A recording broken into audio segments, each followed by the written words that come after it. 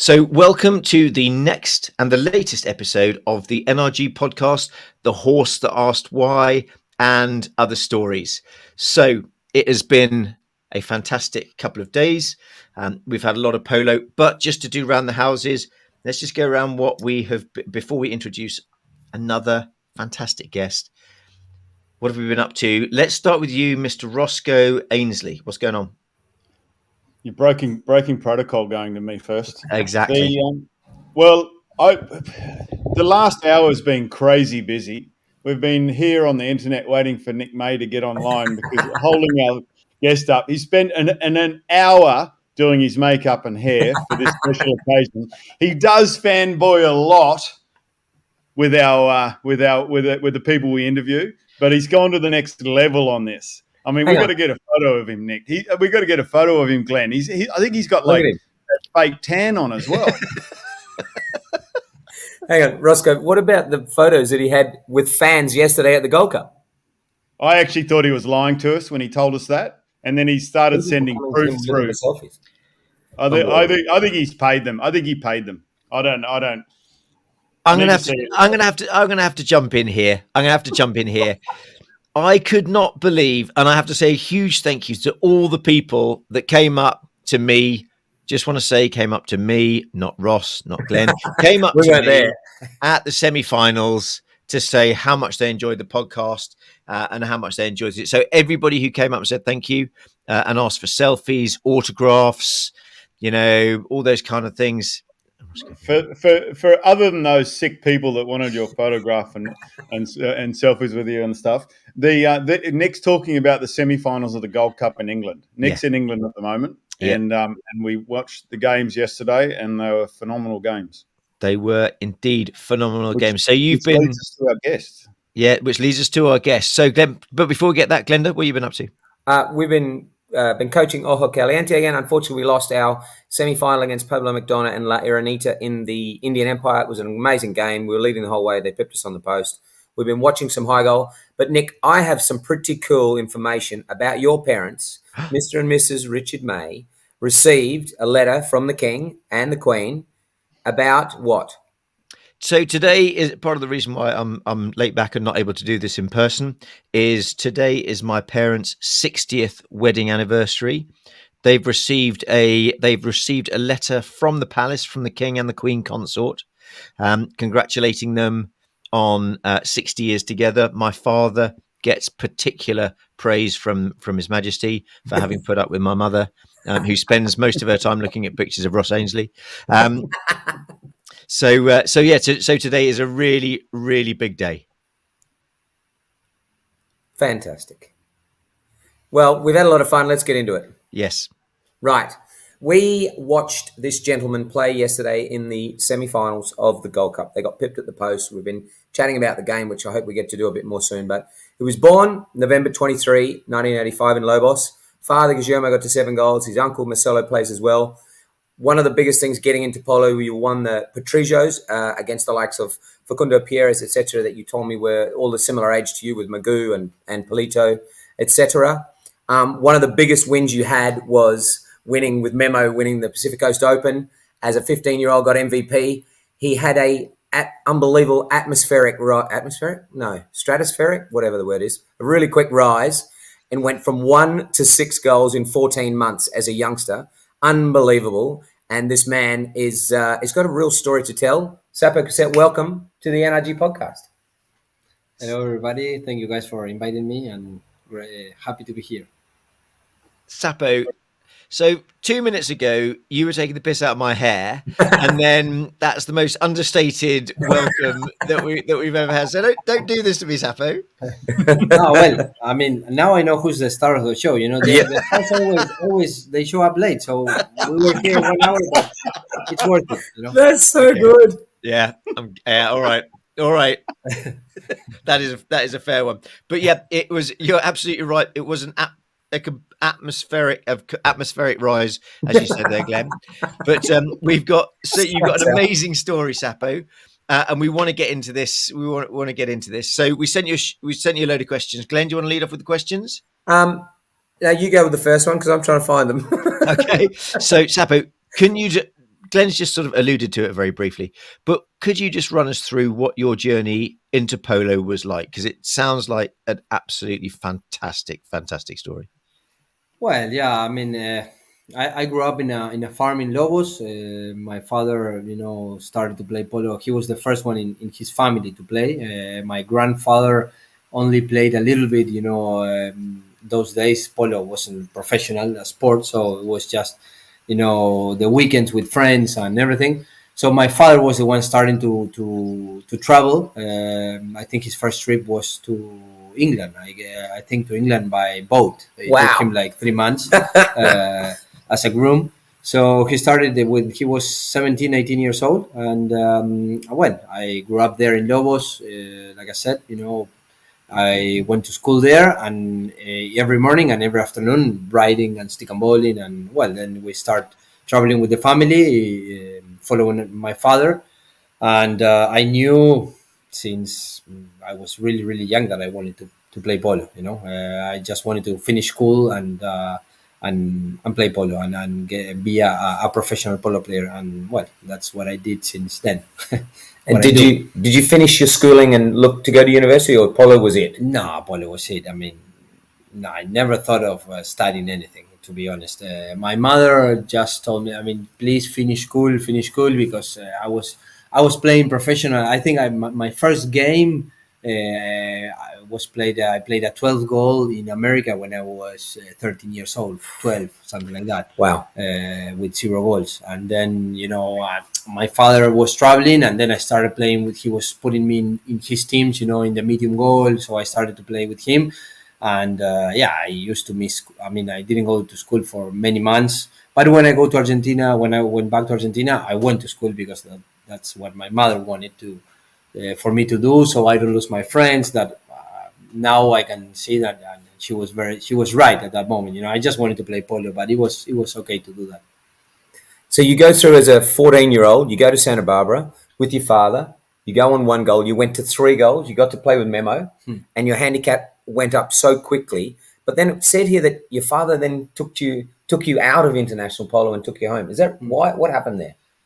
See, I mean, I went up too fast, and it was tough for me, because imagine I was 1 goal, and then suddenly I was 6. I mean, very quick, and you start competing with big guys, with guys with 6. I mean, and to get a job with 6 goals, you have to be the best 6 goal, or top 3 to get a good job. So it was really tough for me. I didn't have the organization at that moment, and my father, didn't have a big breathing or anything. I mean, but we went back to Argentina, and it took me almost a year to come back to compete in a good level, to grow up, because I was a kid, and my body, everything, my, not only my ability, but you have to grow up, you get strong, and get mounted to go back to America and to compete. At the time I was only competing in America. My organization was there. Every horse that I had, more or less good, I tried to take it there, and I was building a career and starting my career there. So it took me more or less a year to play. That year, remember, my father played with 4 Tommy Lee Jones for San Saba, and I groomed the whole season. I was a helper for my dad's groom. So now I had to wake up every day at 5 How old a.m. were you then? I was 16. So yeah, that season in Palm Beach, I remember I worked hard. I can say that season I worked. I bet you learned a lot too. You Sorry. learnt a lot. I Yes, bet yeah. you learned a lot. No, I mean, I'm glad that I did it, because I really learn, and I appreciate, what the guys do every morning here at the barn. They wake up really early, and once you learn how to do it, then you can ask, when you have people working for you, you can tell them and explain it how you want to do it, because I mean, but yes, I mean, to wake up every day with no day off, because polo, we all know how it is. Horses eat every day, they train every day. We don't have a day off. We don't have hours. I mean, you wake up early, and if a horse has I don't know, a colleague or something, you have to stay up until I don't know what time. So I'm glad I did it. Yes. Yeah. How long have you had this, like your grooms? Have they been with you a long time, or how does that work? Yes, my main groom has been with me for around 18 years now. It's See, a pretty common theme, boys. Like we've had a lot of good players on here, and it's amazing how long the relationships between the head groom and the player is. There's such an instrumental part of their operation. it's amazing, and I think, I mean, it's part of my family almost. I spend more time in the barn than in my house, to be honest. I come here every morning. I spend 4 hours in the morning at least, 4, 5, 6 in the afternoon. I'm every day with him and with a group of guys. The vet, the grooms, the trainer, everybody. So we are like a big family, and yes, I mean it's now, I mean, the guy knows me perfectly, and I trust him, 100%. And it's so important to have that relationship, with a guy, and feel that confident, that I go to sleep, relaxed, that I know everything is done the way I want it to be. It's interesting. We spoke just before we came on that you said that you've had your grooms. You've got, how many do you have here? Here at the moment I have four. Four grooms here, mainly from the north of Argentina. Yes. So how would you describe them? Working class from a working area, or what is it? Yes, a working class for sure. Yes, I mean, I know a lot of guys from the provinces of Argentina that they're very. I mean, you can find good people everywhere, Of course. but nowadays it's easier. I mean, the guys from the north or from the provinces, they want to work. They want to learn, they want to improve, they want to help their families. So these guys came. My groom came. He started with me as a third helper. He was under. And the guy started and was there, and when you start, as the fourth or the third, you have to go through a lot of things, and since then the guy, I mean, and then he started to bring his family. He has a twin brother working for him, another brother that works for me in America. He's a machine, and I love him, of course, and like I said, part of my family. That's pretty cool. Go, Nicholas. Sapo, I completely get what you're saying about being put up too fast. I'm in a very similar position to yourself. I was put from -2 to -1 in only 4 years, so I can completely get where you're coming from. But I know you play a lot in Argentina, play a lot in the US, and play a lot in the UK. Do you have the same organization which sort of follows you around, or do you have a different setup which goes to the States and then one to the UK? And then how do you decide? Because I correct me if I'm wrong, there's a bit of a different style of polo between the US and the UK. Do you have different horses and a different setup for the US that you do for the UK? Yes, I mean, of course, I try to be as best mounted as I can everywhere. But yes, you have different horses and different people for sure. Because, for example, while we're playing in America, that is from January through April, we're starting to get the horses here in March. So I send people before here to get them ready. Then my main guy, or maybe one or two guys from America, fly after the American season to here, and then they arrive a bit late to right now, for example, my organization in Argentina start running. They are getting the horses ready to play the open, so I have people working there. I have 40 horses going on right now in Argentina at the moment, and we're still going to Spain, so we have one more month to go in Spain. And yeah, about the horses, it's difficult to say. I mean, what qualities of horses you choose, because I mean, we all want the good horse, and I want to have the best ones everywhere I go. But well, it depends. Sometimes I don't know. For me, England, the last couple of years, it's been the most competitive season, where you can see the best mounted. I mean, I think all the players are better mounted here than in America. Really? Yes, and you have a lot of big organizations. Of course, in America it's very competitive, but here I think it's one step ahead. Yeah, for sure. That's amazing. That's amazing. I've for some reason I would have thought it. Yeah, I find that really surprising. So that's very interesting to hear. You go, Ross. Your question.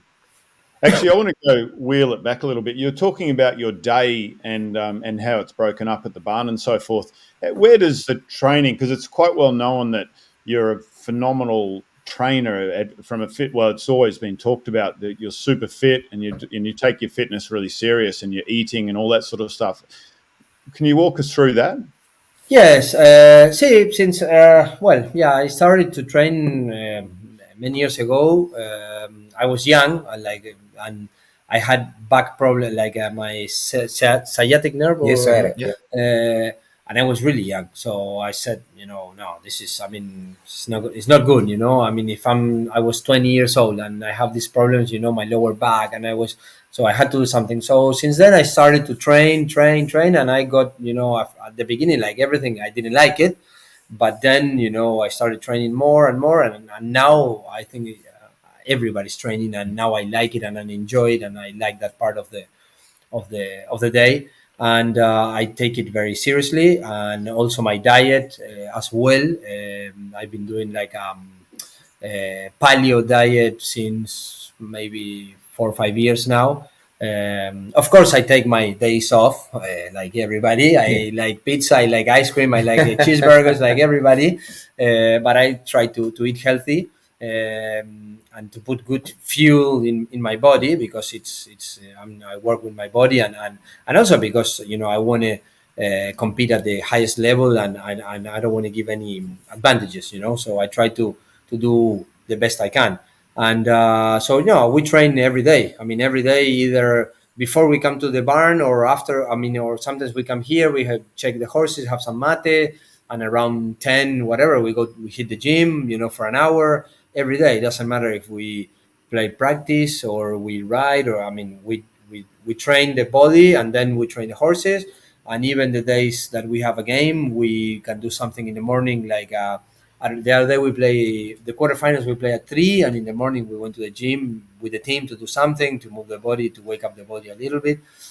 On the semifinals, no, because it was at 12, so we had to be in the field early. But yes, I think now it's very professional, and everybody does it, and I think it's a really good part, because also it extends your career longer. In every sport now, before you were 30 years old and you were old to play soccer or to play whatever, football, whatever.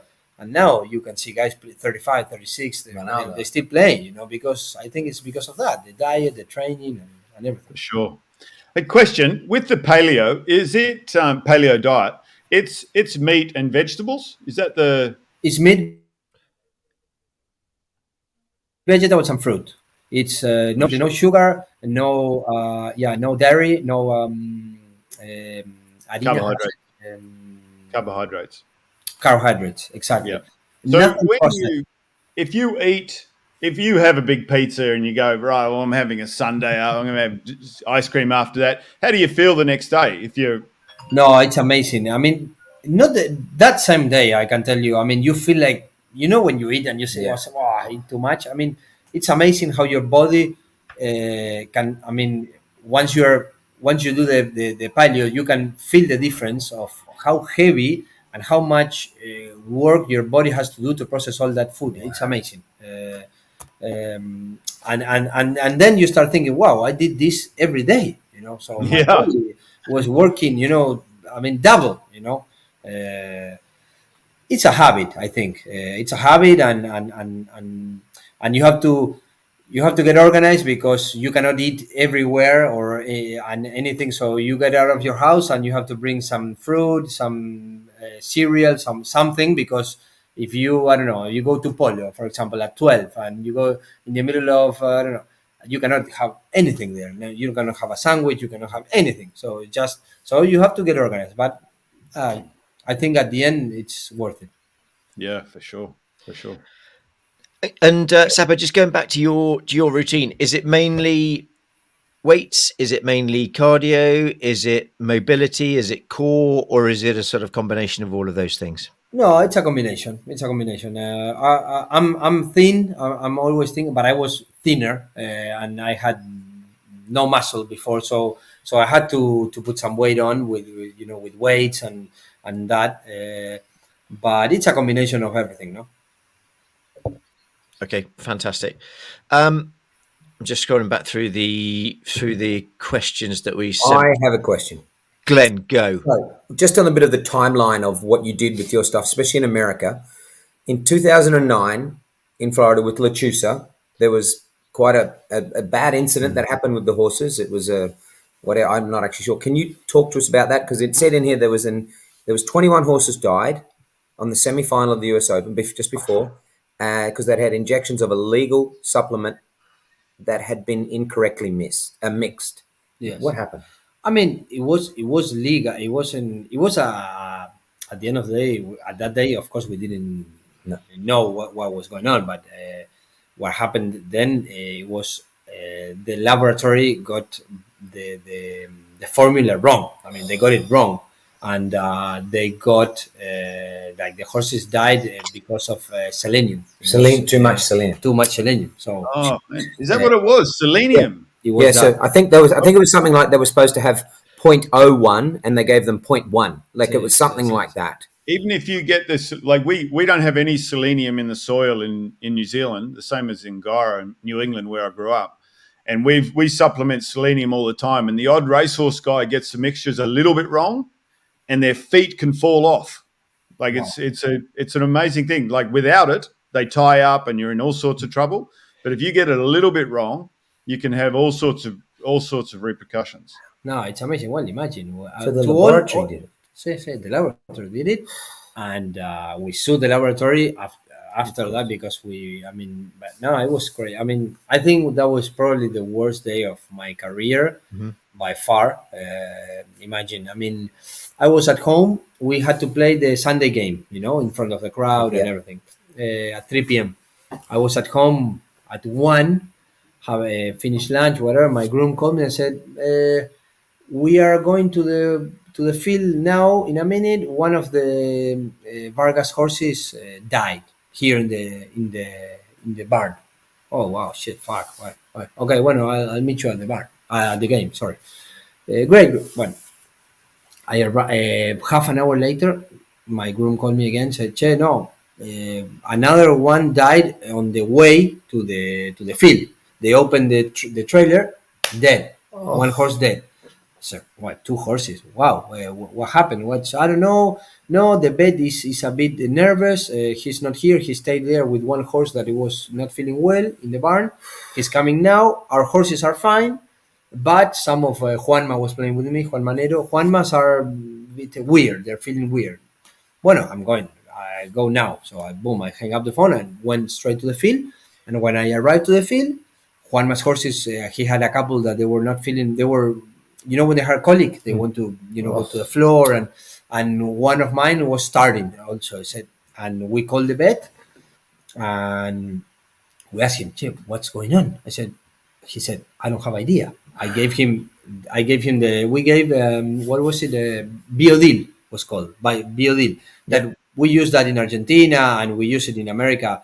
It's a vitamin supplement sort of thing. Yeah. It's a vitamin to recover the muscle. Yes. So, I mean, you can give it before the game or after the game. We used to give it before the games. Yeah. I said, I give them the same as I give every day, every game. Half an hour later, all the horses. Oh my God. I mean, all the horses that we gave them and the vet gave them Biodin, dead. I mean, not dead, but it was worse than that because they were 2 hours. I mean, it took them 2 hours to die because their lungs full of liquid. No, imagine. I mean, it was I mean, nobody knew what was going on. All the vets from Polo were there. We were walking the horse. They were giving them shots here, there. Then they said, no, cover them with ice. They brought, I don't know, 150 bags of ice to all the horses. You can see we were walking besides the field number 1. There's a lake, and then there is a piece of grass there that they park the trailers. So we were walking there, and the stadium was there. I mean, so the stadium was full. So we had to hide all the horses as well. No, imagine. Of course, we canceled the game. They got canceled. I don't know. They put 2 teams there to play a practice, whatever. And we stayed there until, I don't know, 5 p.m. All the horses in the floor, dead. Oh my God.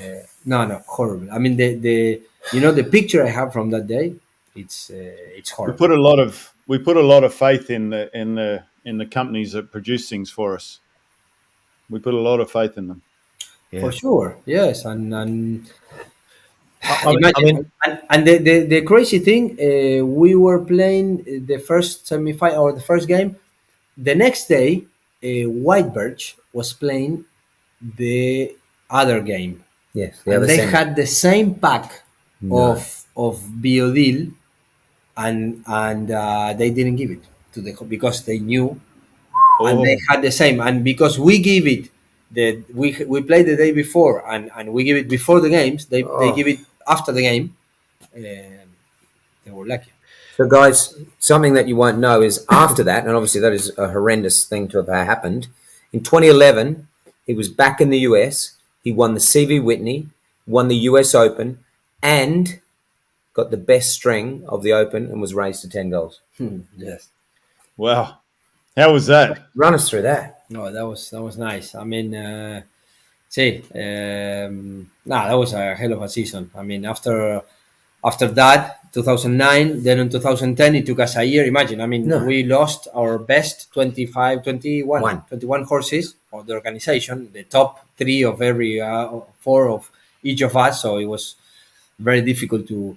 So we went to Argentina, we bought horses, we find them, took them to America. Well, it took us a year to come back strong. And yeah, that year we had a hell of a team. It was my third year playing with Juanma and Edo. And I think we made a great combination. I felt, I don't know, that year we felt unbeatable for sure. And Who was your fourth player? Martin Spain. Oh, Martin Spain. Martin Spain, hell of a player, amazing teammate. And Victor Vargas played very well at that time as well. He was a really good player, really good teammate, and we had a really good. The funny thing on this season, we won the CV Whitney. We were winning the Gold Cup by we were winning by one goal. Listen to this, by one goal. The horn at that time in America, first horn goes, you still play the 30 seconds. Yes. Right. We were with the Juanma with the ball under control. First horn goes. So Juanma says, "Bueno, I hit it out and it finishes." Right. He was next to the board. He hits it very slow, but like half swing, hits the ball out, goes in the air, almost hit an spectator. Foul again. Technical 60 yards. Oh, Hector got one yesterday. Yes, Yeah. I got one yesterday. Exactly. Well, the same 60 yards, 10 seconds left, I think. Or no, I think it was 8 seconds because we saw the clock. 8 seconds left. Nico Pierres, boom, goal. Overtime. We went to overtime, throwing. I don't know. They got the ball. We miss a back. So, boom, goal. We lost. Oh, my God. We lost the Gold Cup. So it could have been all three. Should have been all three. Yeah, I mean, we had the game. We had the game. But I remember that, and if you ask Juanma, for sure he remembers that because we had it.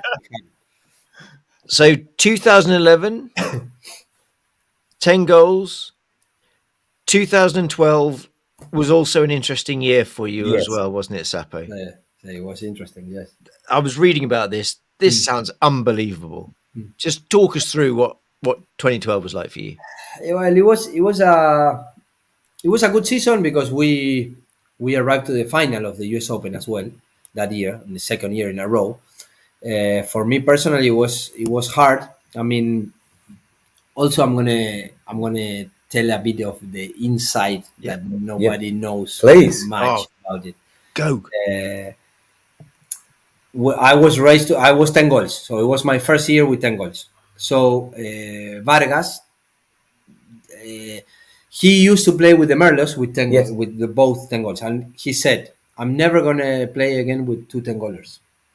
So after the year we won, we played one more year with me on 10 goals and Juanma with 10 goals. Of course, Juanma was Juanma, and it was my first year with 10 goals. So I was like always on the on the spot, like let's see how this guy does with 10 goals. Far.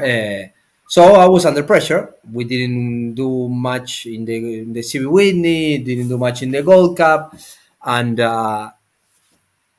we arrived to the U.S. Open, and I didn't know if I had a job for next year or not, so I was under pressure, and so we started to play, we started doing well.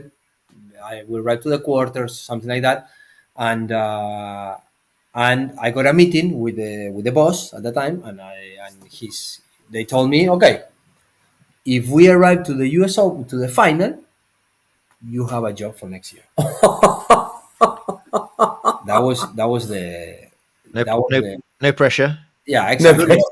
If we arrive to the final, you have a job. If not, And was that the incentive you needed, or would have you got there anyway? yeah, I don't know. I mean, I don't know if it's an incentive because You still want to win. Yeah, always. I want to win the practices. I want to Yeah, win. yeah. I mean, I don't know if it's a way to incentive a play. I mean, I don't incentivize my teammates like that. Saying, "Che, if we win tomorrow, we play next year together." Nah, I mean, man, I know the guy wants to win more than I do, and everybody wants to win. But if you put that on the table, I mean, I don't know. Maybe it's a distraction. See, and it puts things. I mean, you start thinking about Yeah. things that you don't need to think Nah. at that time. I mean, you have to be focused on playing and feeling well and relax. I mean, because yes, if you don't have a job, yeah, you don't have a job on that team. You may have a job in another team. Why Yeah. not? I mean, So who do you reckon would be one of the best patrons you've been with that's been able to manage the mind space, the head space of a team? Uh, I mean, I had a lot of great patrons, and actually Lechuza, where I played, I started in Lechuza with I think with 7 or 8 goals, and I left with 10 goals. Yeah, So amazing. for me, Lechuza was, I mean, they gave me, of course, I compare it a lot with some of the big organizations here in UK, some They of were. the ones they play in the semifinals, and I don't want to Definitely. name anybody, but that they give you everything to win because you have all the resources, all the horses, the team. They do everything to win. Of course, you have pressure, of course, Yeah. but it's a good pressure because I have pressure in every team you go. You have pressure because everybody wants to win, and I want to win, and I put pressure on myself. But at least you have more resources on those teams, Yeah. Yeah. You have the pressure, but give me that pressure, because I'm I'm in Red Bull with the best car. I want that pressure, because the guy that has the, the, the shittiest car has pressure also. The guy has to win because if he doesn't win, they kick him out of the team, and he cannot how he competes with the Red Bull team, Yeah. So Yeah. so for me, Totally. Lechuza, of course, I had pressure, and I was young, and I felt it, But in another point, you say, man, with that pressure, I arrived to 10 goals. That I was won pretty the cool. U.S. Open, which he never. Lechuza was the only time that he played for I don't know how many years, and it was the only time they won the U.S. Open. Is that right? I didn't know that. Yes, Wow. yes. Wow, that's amazing.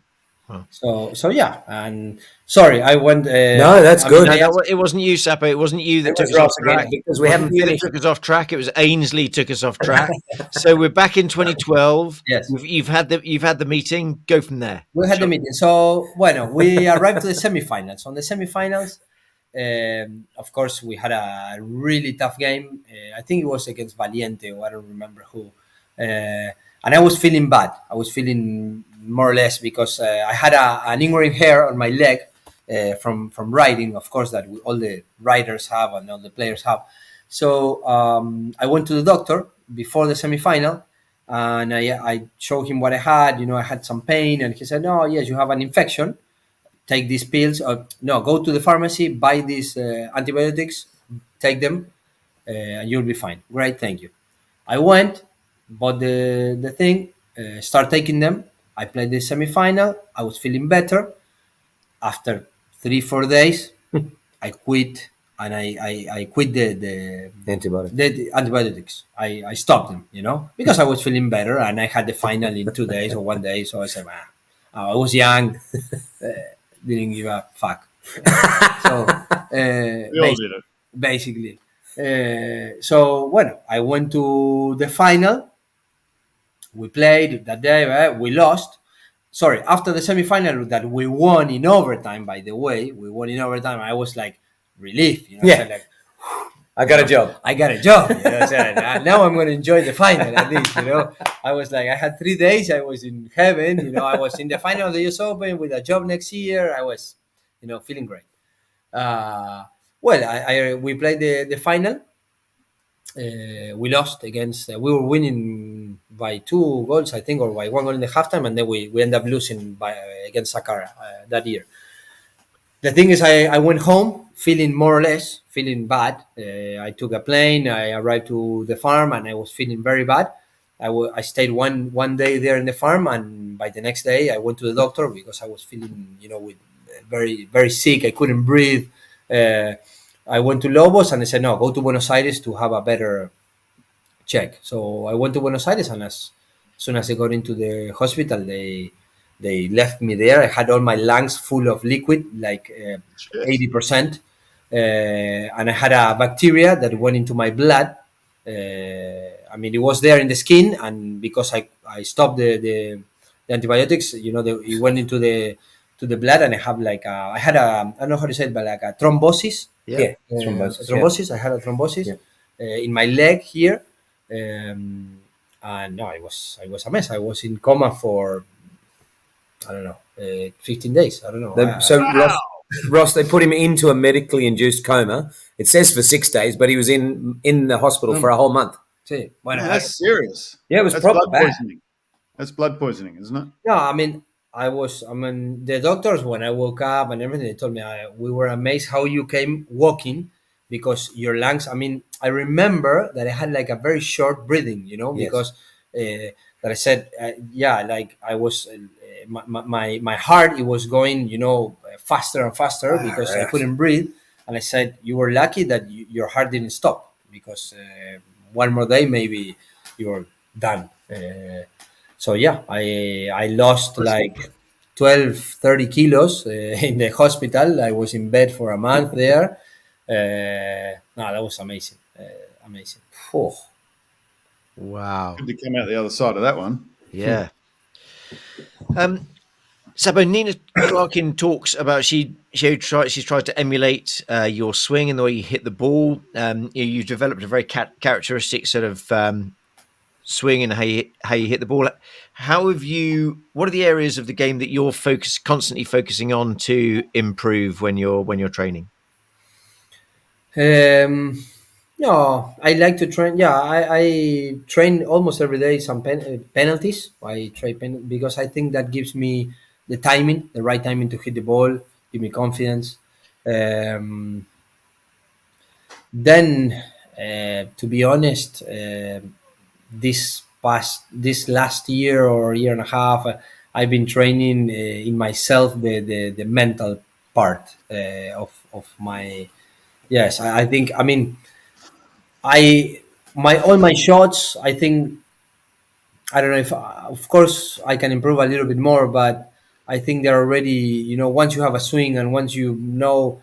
I think it's already natural. I do it without thinking. You know, when I go to the field, you know, it's just I think that extra that to win or to be there, it's that mental part that gives you. I think. How do you do that? How does a person do that? Particularly a person at such the top end of the game like yourself. Well, I've been like I said, like from maybe 2 years ago or a year and a half. I've been trying to search things, you know, try to look things that I feel that I need something else, you know, and through meditation, through books, I started reading. I never read in my life. I started reading, and I got to some new things, you know, through the books, through people that writes.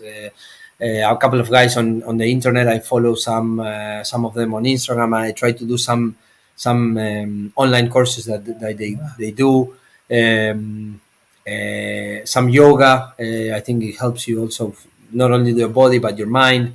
I read all the books from from Federer, Nadal, Djokovic, Agassi, all those guys. I don't know. I'm in constant searching. I'm searching. I'm still searching, and I I'm following. I'm trying to find something else that I think I'm seeing the difference and I'm feeling different and uh, but I think everything, it's in our heads and in our thoughts, and we create it from there.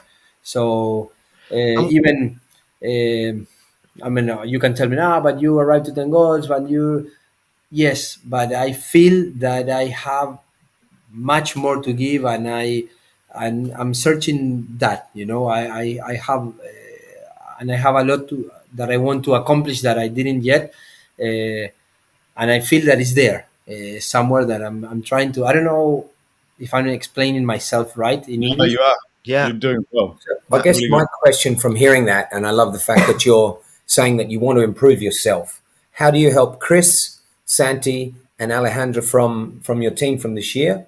How do you help them not only with the strategy and the skills, but mentally? How do you help them? I try to tell them what they're good at and to focus on that, and try to show them how good they are doing what they do, because sometimes we want to do things that you are focusing. I don't know. You score 10 goals and you get out of the field and say, yeah, but I missed that one, and you remember the one you missed. Yeah, No, remember the 10 you score. So exactly. put your focus in the positive things, not in the bad things, and so I think this season is very clear. We were the same players and we played two totally different tournaments. In the Queens Cup, we won only one game in the bracket, and in the Gold Cup, we arrived to the semi-final playing well with chances of being in the final. We were the same players, the same horses, the same everything. We just changed our mentality, and we just changed of course the way we play, but because we said, Santi, you are good at doing this, do more of this. Chris, you're good doing this, do more on this. Don't try to do what No. it's not. I mean, that what you cannot do. Why? I mean, I'm good at doing this. Okay, I'm going to do more. I mean, and we started like that, and day by day you start growing your confidence, and by the end of the day, it's just trust on yourself and trust on your ability, on what you can do, and put the focus there. Don't and the rest. I mean, So, and it was a conscious thing after the Queens when you watched it, like you guys changed your mental focus. Is that what happened? for sure, yes, yes, and we have a very good relation with Santi, and we can talk. Of course, we can fight, but we talk directly what we feel and and with Chris as well. And I had the feeling that we lost 3 games out of three, the first three, right? And I was feeling that he said, no, this team has a lot more to give. This is not, I mean, this is not us. This is not. So what, I mean, what, and I knew, I said, man, we are having a good time. We're enjoying because it was crazy. We were not winning a game, but we were enjoying, day by day in the bar. We have Mati, we go training together. We were having barbecues, and you know how it is. When you start losing one or two games, you start thinking, this guy and this guy. But no, us we were enjoying each other. We were having fun, and I think that kept us together, and it really changed. Also the way we started our mentality for the Gold Cup. Wow, Nicholas. I really want to talk about the Gold Cup, particularly the semi-final. But just going back to that mental resilience piece that you were talking about there, you said you started looking at that about a year and a half ago. Was there one thing that triggered, right, I need to go down a different route, or was it a sort of long road into that? No, I always liked the mental part, but never paid much attention. And I think I did some works in the past in Argentina with some teams. For example, when we played with Alegría, when we played with Monjitas, which we arrived to the final of the Gold Cup, and we did it as a group. And I mean, it worked, and I felt really good, and we all did. And then I tried to start, for myself, and also to help my teammates, because it's a sport game. Team. It's a team sport. So it's not only, it's not only me. So of course I work on myself, but I try to help my teammates. But I mean, I don't know if it was one thing. I started to, yeah, to I started to read one guy that is called Joe Dispenza. I don't know if you guys heard of him, but I recommend him. And that guy changed my mind for sure. He's amazing, and the way to see and the way how the universe works, it's pretty amazing. Have you met him? No, but I want to. I'm trying to, because he gives all over the world. He gives Seminars, meetings. seminars and Yeah. meetings. Oh, I know but- that guy. Yes, a mate of mine went to his clinic, went to one of his conferences in Queensland about 4 months ago. Who's that, Ross? Probably doesn't want his name mentioned, Oh, okay, no. but he said it was phenomenal. No, Like it's the amazing. guy's next level. It changes. I mean, for me, that change. I mean, and then I got like crazy and fanatic, and I started reading all his books and do the courses and all that. And yes, I mean, but it's something that if I tell you, you have to read it because, of course, I recommend him. Yeah. And I want to go and meet him because I've heard people that I have friends that they went and and they say it's crazy. Wow. Crazy. That's pretty cool. So, talk us through Gold Cup.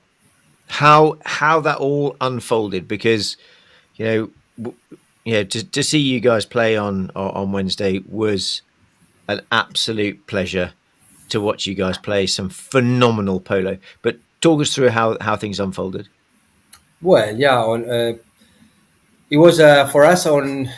We were really happy to make it to because we had a really tough quarterfinals, which we were a bit lucky. Luck was on our side that day, so that I mean luck. I think we, as much as I work, like I said, I have more luck. I work harder, I have more luck. Correct. So I don't know. You can call it luck or whatever you want, but or something else, energy.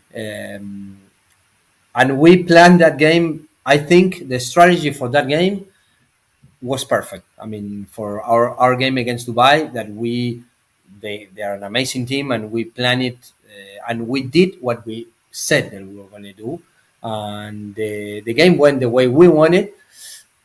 That day we didn't have the luck or the energy because it could have been gone the other way as well. I mean, it was. Yeah, the score was by 3, but at the end we were by 1 in the last checker. Close.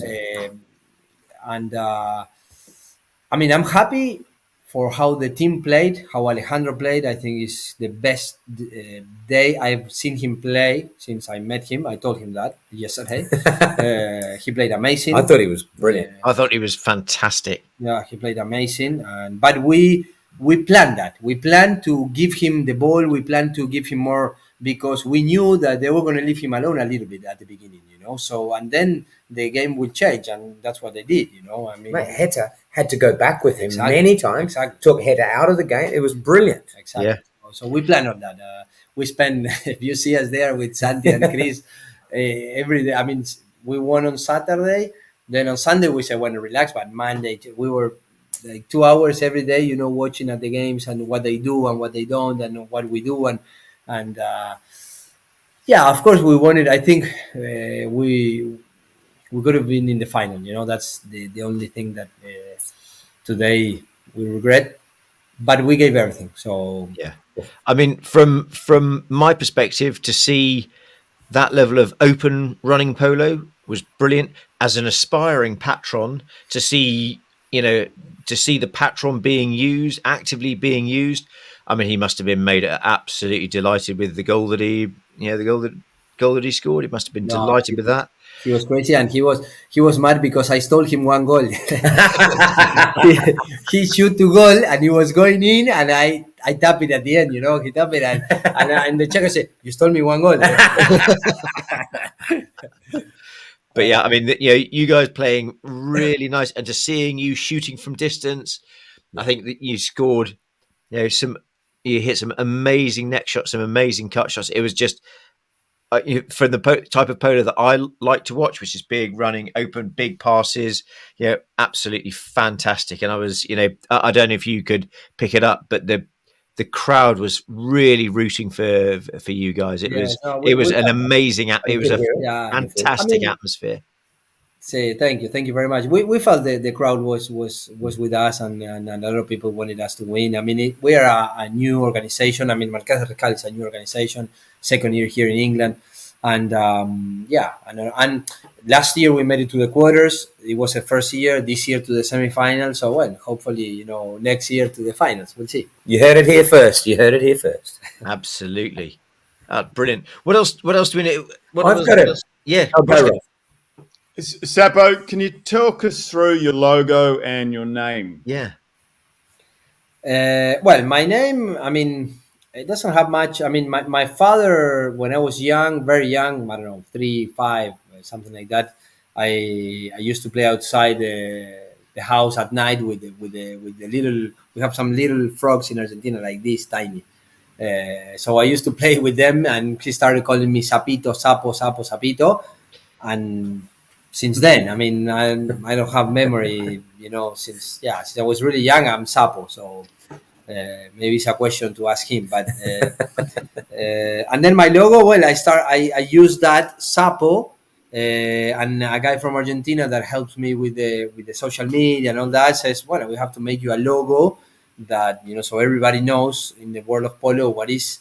And so we use it as a hand of a frog, So Brilliant. it looks like a crown, but it's more like it's a toad's hand.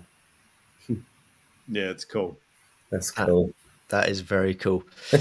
So, Glenn, ask the question that we No, I've got one more question. go. Delfino Popular, do you still have it? Yes, sir. Yes. Right. So, Out of Cordatera by Durazno. And there's a really cool thing about it. It's got a sheep as a friend. Yes. It has Tell a us shape. the story. See, it's crazy because well, he's stallions always get a bit nervous around in the barn with all the females and he gets a bit crazy. So he's by himself. We take him on. He used to go on a set with a horse, but then he got mad and wanted to bite and kick and this and that. So we take him on a bike. Oh, right. So he exercised on a bike. Just leading him. Yeah, leading him. And he was still kicking and biting in the stall. So we found him somebody suggested, why don't you get him a sheep as a friend, a company, have a. I said, why not? And so yeah, we got him a sheep in America, and it worked. I mean, and they get together very well. The funny thing it was after we got the sheep the first year. Yeah, we got the sheep, and I think in January, for example, in Palm Beach. In April, one day, two more. She had twins. Oh, shit. Twins. So there were 3 sheep. I mean, Popular and three more. So I said that.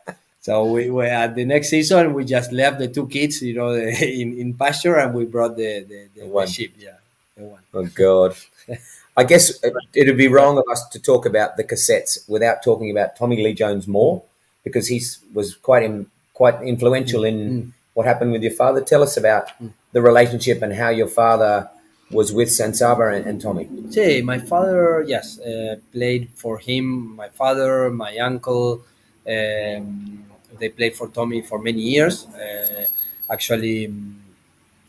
Tommy bought a piece of land there in Argentina where we have our farm. He has his house, his field, barn, everything. And since I don't know, I think my father played for him 98 or 99, something like that. And from there, we've been in relationship, and Tommy has been amazing with us, with me, with my sisters. We really love him. I mean, and they come when they can every year to Argentina to spend time with us there. Fantastic. So, well, I think we're nearly done, guys. Yep, you got to ask the question, Glenn. Yes. Well, we always ask our guests now, who do you think we should get on the podcast next? Could be anyone. Could be, what's your name? Joe, what was the guy's name? Joe Dispenza. Yeah, Joe Dispenza. It could be, yes. But if you interview him, invite me. And I've got a question. If you were to be selected to be part of the Team NRG polo team, how would you organise the team Who would be playing at 1, 2, 3, and 4? How are you going to put it together, Sapo? Where are we going to play the Argentine Open or where? I think we'll start with the Gold Cup. I don't want to go in guns blazing. I think we'll start with the Gold Cup and then we'll work up to the Open. Okay. No, I think I go 1. Oh, Ross goes 2. worker. Yes. No, and we leave. Glenn goes back. Oh, And you're the captain. You are the brain, the captain, and the star. You go 3, man. You know what? I was auditioning for 4, but now you've put it like that, Seppa. I think that's a very convincing argument. I'm with you 100%. But pass me the ball. I'm pass me the ball. Yeah. No problem. I'm not hitting it to Ross. I'm not hitting it to Ross. That's for sure. What a pleasure. Thank you so much, mate. It's been a lot of fun, boys. Thank you. Thank you, guys. I can't believe that we've interviewed yet another $10. Unbelievable. Yeah, thanks, Sapo. Thanks for your time, so mate. Really much. appreciate it. And please accept my apologies for being late again. You invite me. It was worth it, mate. Next time. Yeah. Ice It cream. was worth it, Nick, to see you looking so good. An hour in makeup Stop is it. extraordinary, though. Stop it. Thank you, guys. Thank you. Thanks very much, Sapo. That was awesome.